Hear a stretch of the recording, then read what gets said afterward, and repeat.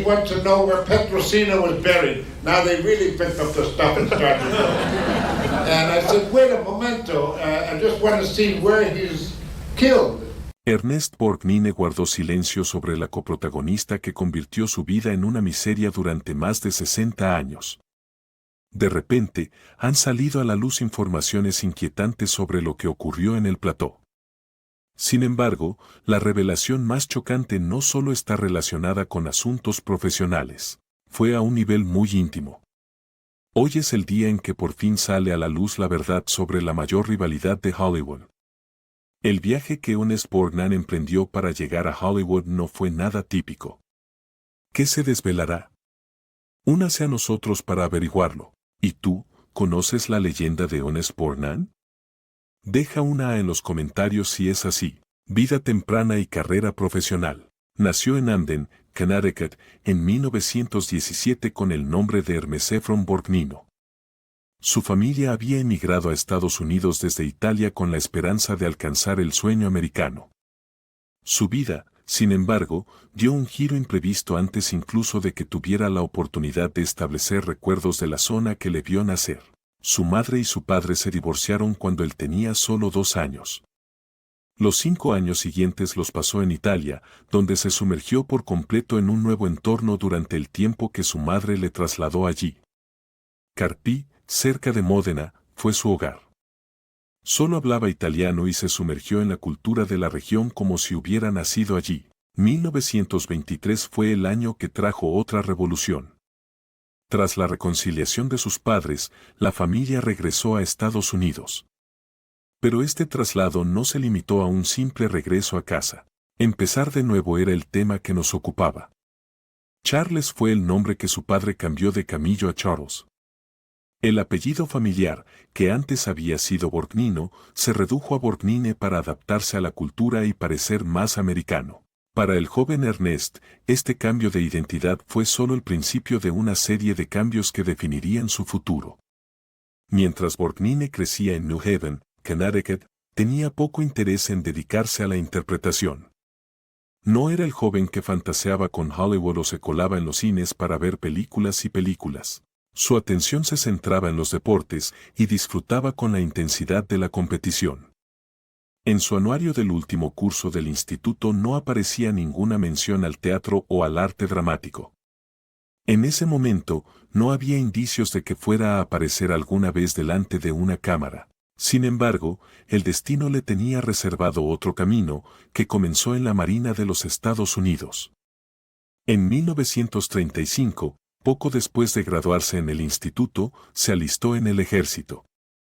Durante 6 años fue destinado al destructor USS Lamberton, donde desempeñó sus funciones. Cuando estuvo listo para seguir con su vida, recibió una baja honorable en el año 1941. Su reenganche se produjo en enero de 1942 y fue enviado a servir en el United States Ship Self, que era un buque patrulla encargado de proteger la costa atlántica.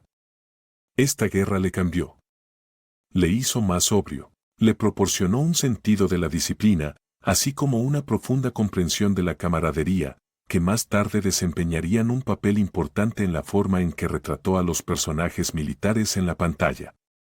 En 1945, cuando finalmente fue dado de baja del ejército, ya había alcanzado el rango de artillero de primera clase y había sido condecorado con varias medallas militares.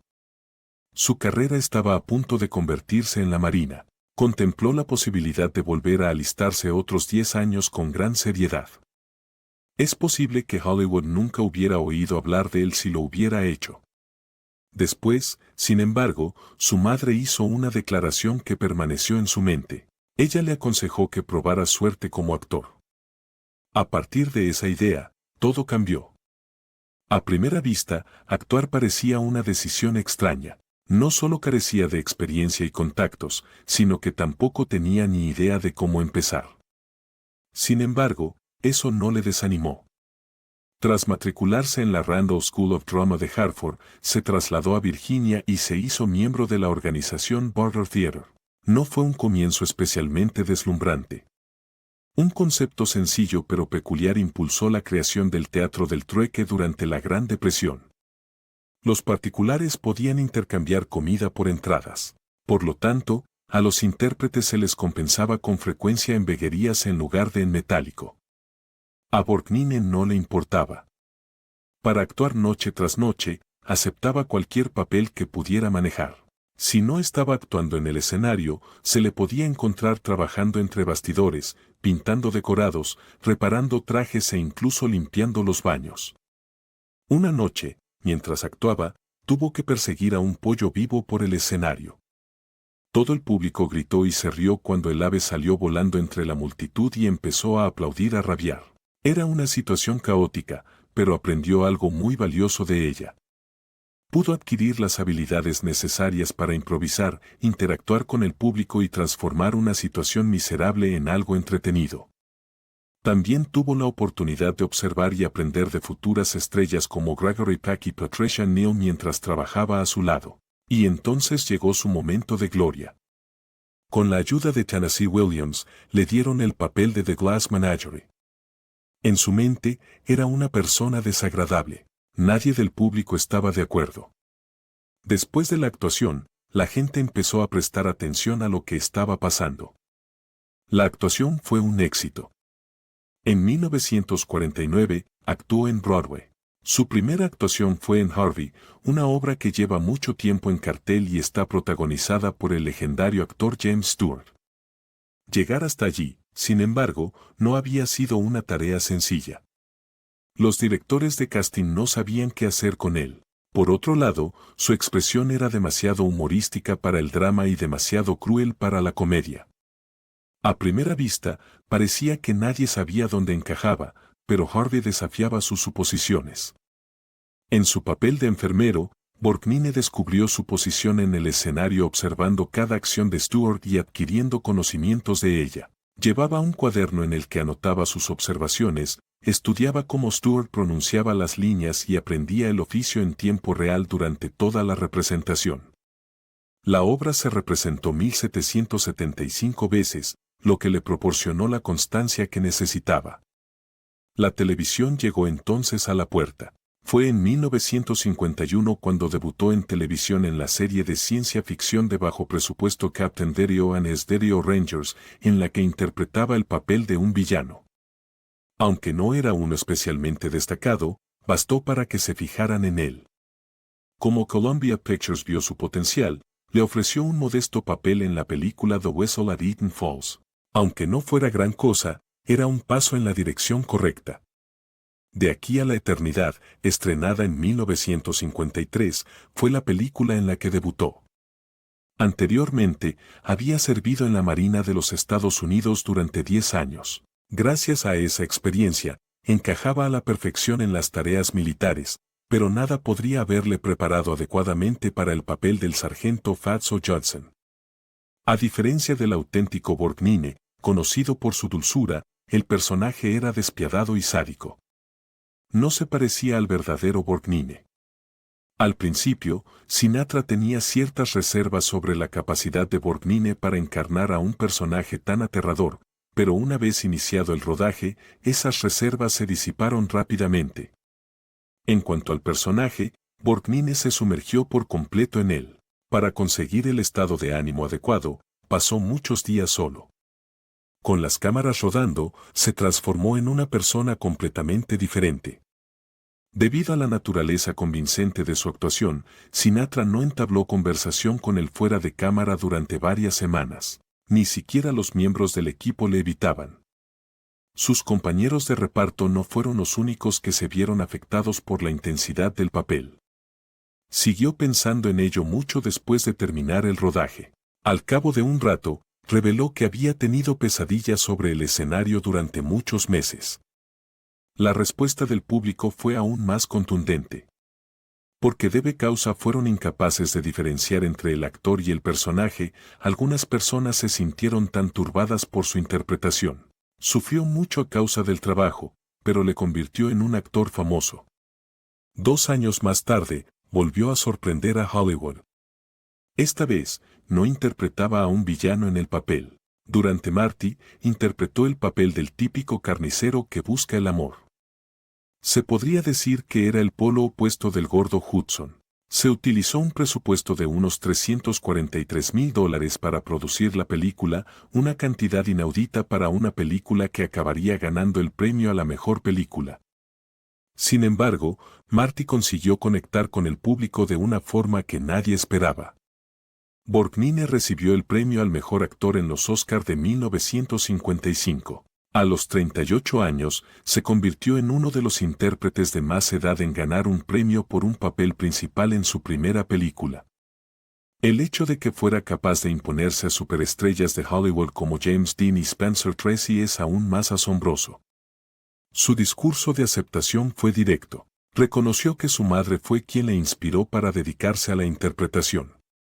Sin embargo, la realidad es que casi nunca se le tuvo en cuenta para el papel.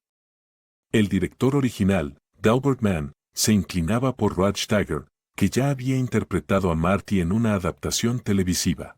Al principio, Borgnine ni siquiera se lo planteó.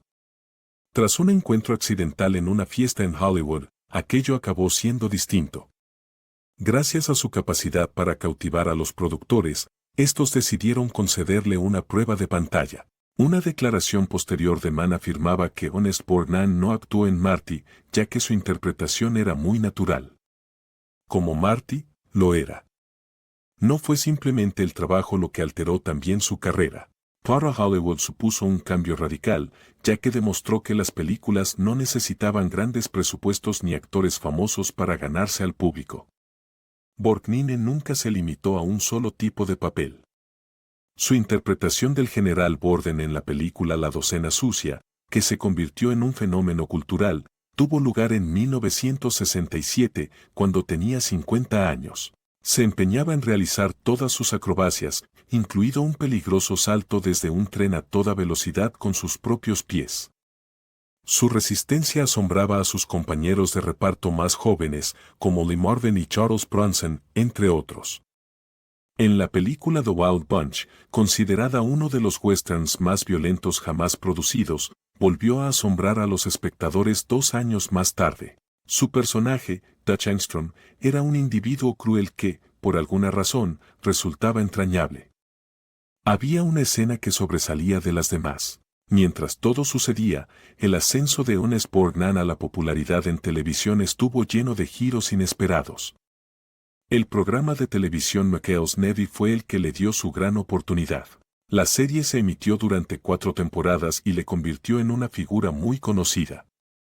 En el papel del capitán de corbeta Quentin McHale, Borgnine interpretaba a un relajado comandante al mando de una tripulación de inadaptados. Comparado con los intensos papeles que había interpretado anteriormente, este papel era muy diferente. La gran mayoría de la gente ignoraba que su actuación estaba influida por sus experiencias reales.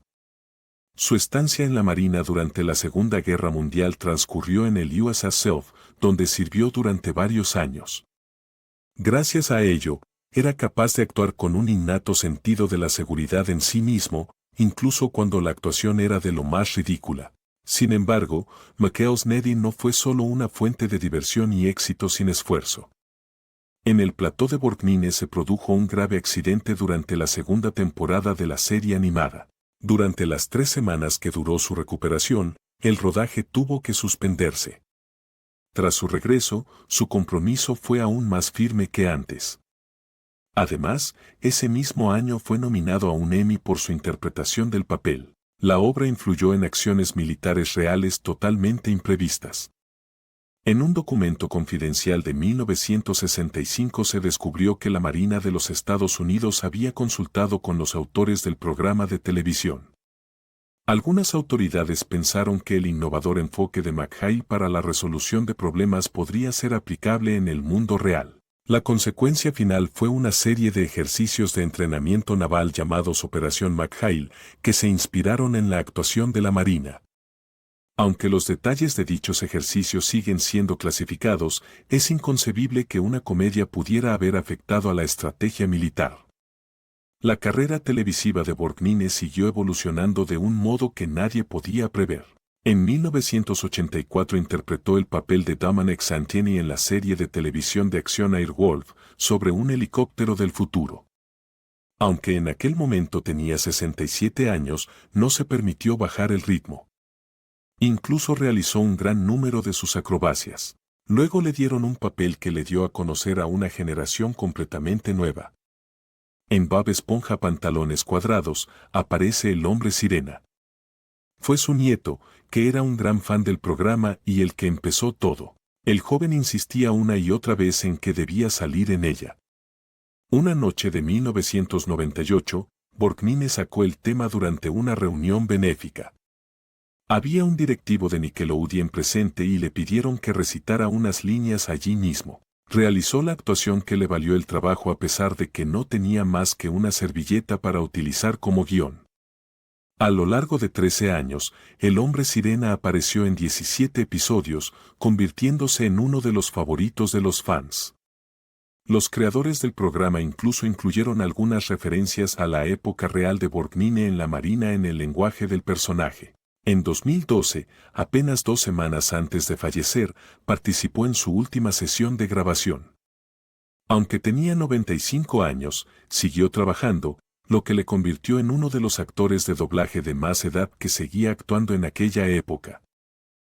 Borgnine llegó a convertirse en un icono de la televisión. Hubo una época en la que no tuvo nada que ver con el medio.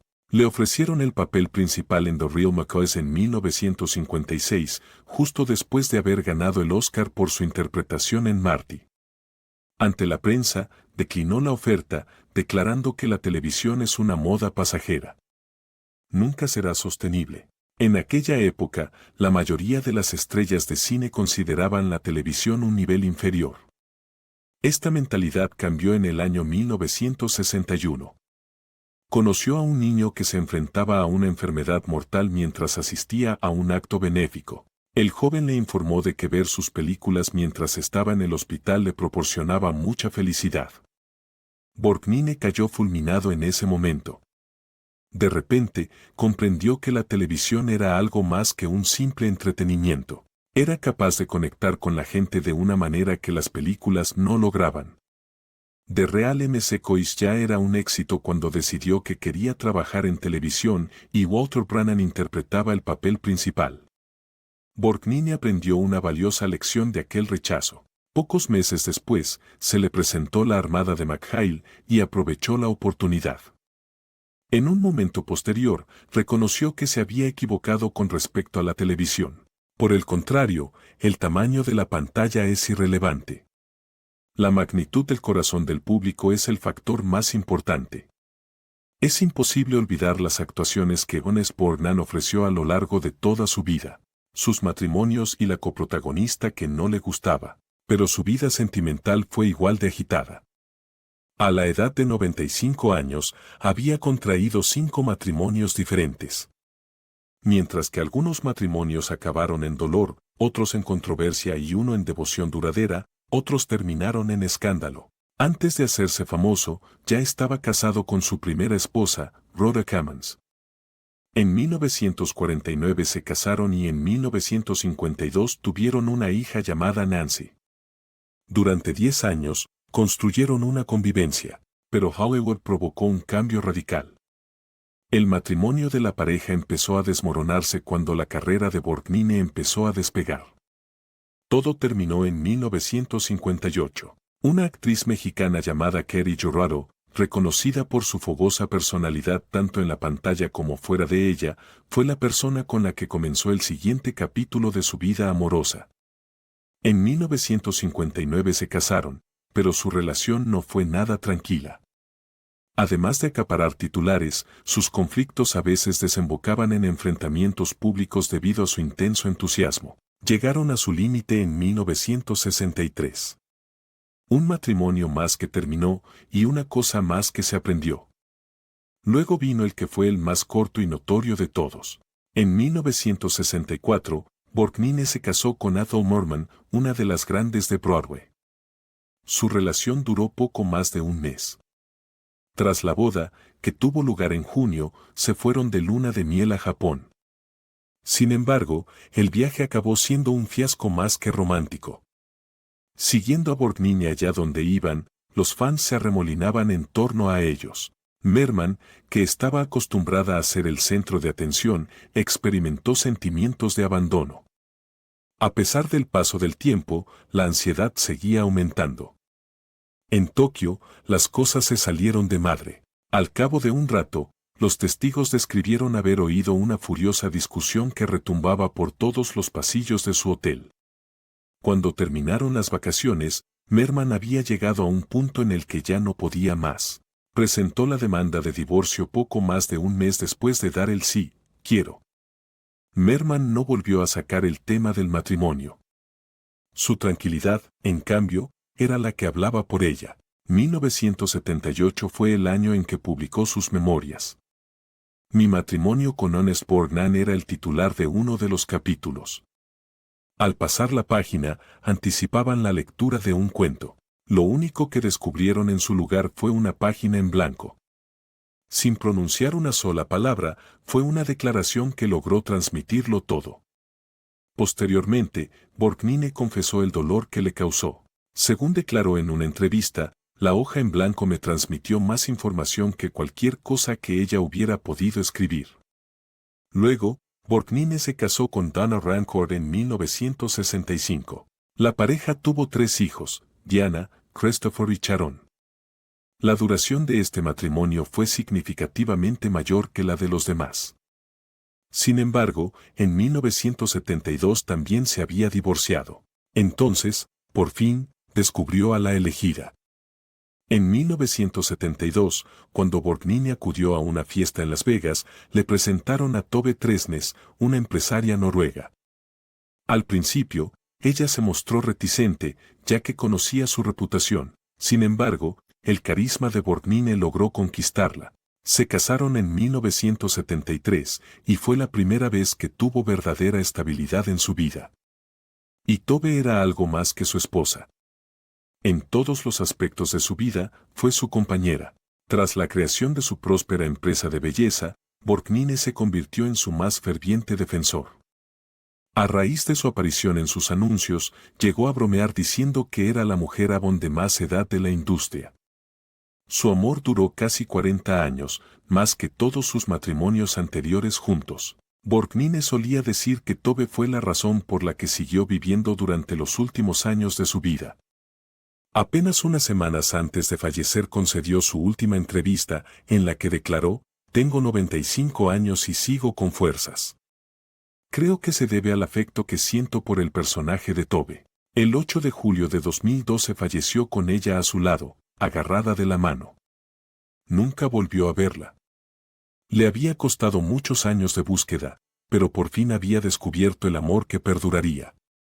Mientras esto ocurría, Honest Borgnine y Shelley Winters eran 2 actores muy conocidos que poseían personalidades poderosas, lo que hizo que el tiempo que pasaron trabajando juntos en la aventura del Poseidón no fuera nada sencillo. El papel de un duro investigador fue interpretado por Borgnine, mientras que Winters encarnó a su exigente esposa.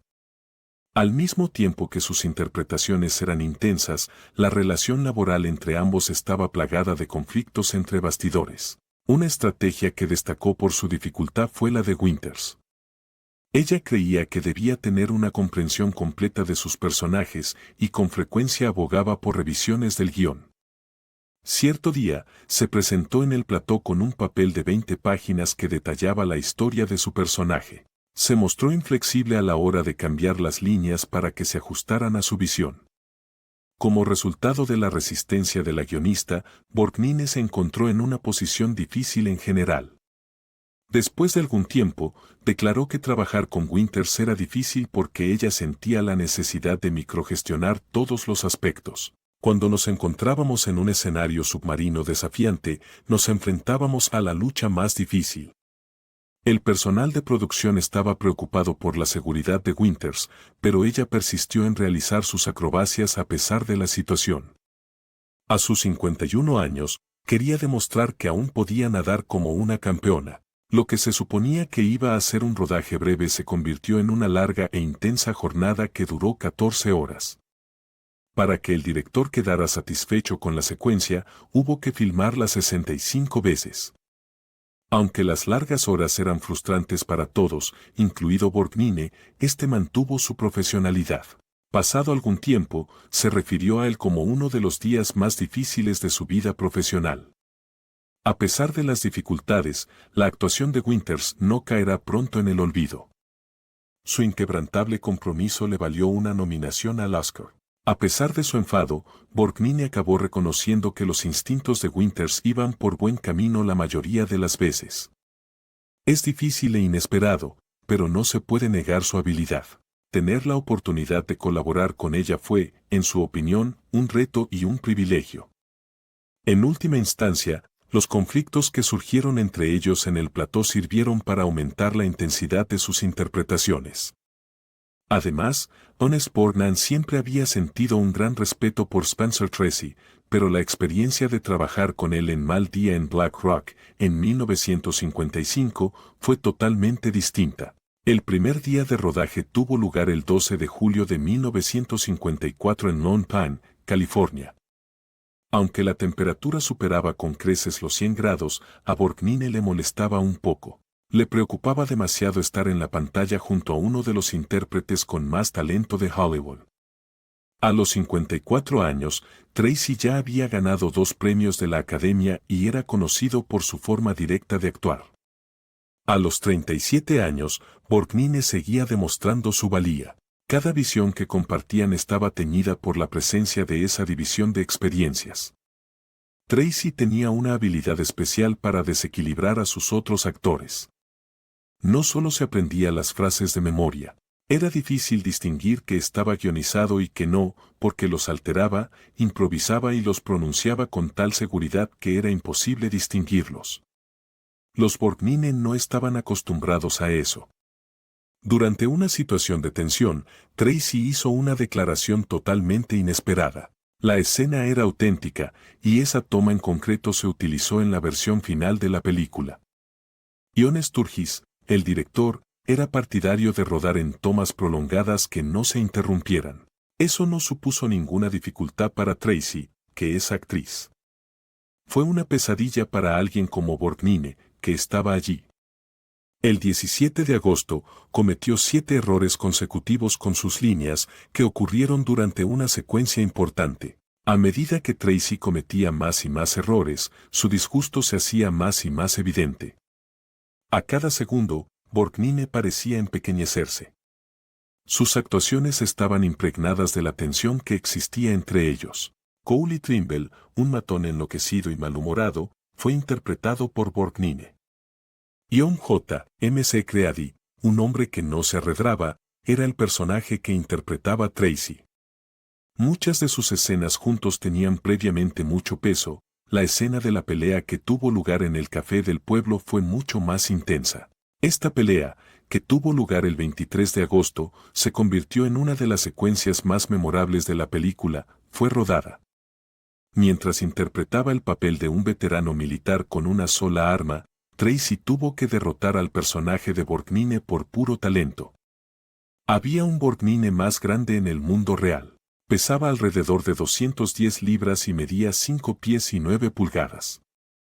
Aunque ella era algo más alta, 1,7 m, Tracy solo pesaba 68 kilogramos. La situación se agravó como consecuencia de su disparidad física. Para hacerlo bien, tuvieron que intentarlo 14 veces. Las cosas eran demasiado reales al 7º día. Se hizo el silencio en el plató. Tracy se quedó inmóvil durante unos instantes antes de encogerse de hombros y actuar como si nada hubiera ocurrido. Ahora, Borgnine, que ya estaba ansioso, estaba mucho más nervioso que antes. Siguió cometiendo errores. El nivel de presión siguió aumentando. Después llegó el momento que Borgnine recordaría durante años. La frase fue pronunciada por Tracy cuando le miraba con desprecio. Ella dijo, no solo te equivocas a gritos ahora mismo. Como lo dijo, desprendía un aire personal. Era casi como si hablara no solo al personaje, sino especialmente al propio Borgnine. Durante la última ronda del combate, al no haber dobles, solo había 2 actores cansados que lo dieron todo. Eran exactamente las 4,17 en punto cuando grabaron la toma final. Fue la combinación de la frustración, el sudor y el cansancio lo que dio al escenario un sentido crudo y genuino. A pesar de todo, aquella pelea provocó una transformación en su relación. Como resultado de los esfuerzos de Tracy por mantener en vilo a Borgnine durante la mayor parte del rodaje, este desarrolló de repente un nuevo tipo de respeto hacia él. Poco después, sugirió a Borgnine el papel de Marty, 1955, que le valió finalmente un Oscar de la Academia. Al año siguiente, en 1954, Honest Borgnine se incorporó a Johnny Guitar con la expectativa de participar en un rodaje convencional. Por el contrario, se encontró en el corazón de una de las disputas más violentas de la historia de Hollywood. A Joan Crawford y Mercedes McCambridge no les bastaba con no gustarse, sino que estaban en guerra. Cuando Crawford se enteró de que el marido de M.C. Cambridge, Fletcher Markle, había estado relacionado con ella en el pasado, fue el principio de la cuestión. Ella estaba lo suficientemente enfurecida por ese pedazo particular de la historia. Borgnine se esforzó por concentrarse en su tarea, la tensión le dificultaba prácticamente todo. Crawford y M.C. Cambridge insistieron en no estar juntos en la misma habitación. El director de la película, Nicholas Ray, se vio obligado a unir las piezas una vez rodadas individualmente, ya que sus secuencias debían rodarse de forma independiente. Aquello ya era una fuente de frustración, pero las cosas fueron de mal en peor. La situación entre Crawford y M.C. Cambridge se descontroló el 3 de septiembre, durante un momento especialmente intenso. Tanto Borgnine como Sterling Hayden, que también actuaba en la serie, tuvieron que intervenir y separarlos. Fue un caos total y absoluto. Borgnine lo describió más tarde como el acto más poco profesional que había presenciado en toda su vida. A pesar de todo lo ocurrido, Crawford nunca decidió traicionar a Borgnine. Era capaz de llevarse bien con ella, pero la observó lo suficiente como para saber que no tenía límites cuando se trataba de su furia y actuaba de forma inapropiada. Ese momento fue uno que Borgnine nunca olvidó. Era imposible predecir que la provocaría. Además de eso, hubo una ocasión en la que, por error, se encontró con su charla con una diseñadora de vestuario. Su tono de voz era seco. Borgnine no pronunció ni una sola sílaba. Simplemente se retiró de la habitación. Sin embargo, Crawford no se enfureció del todo. El último día de rodaje, sorprendió al reparto y al equipo regalándoles botellas de Pepsi personalizadas. Era su forma de expresar su agradecimiento a su marido, director general de Pepsi Cola. Sin embargo, a pesar de aquel modesto acto de buena voluntad, la tensión no se alivió.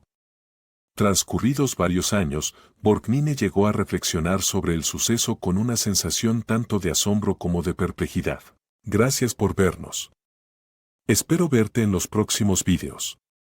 No olvides suscribirte para recibir las últimas actualizaciones sobre tus famosos favoritos.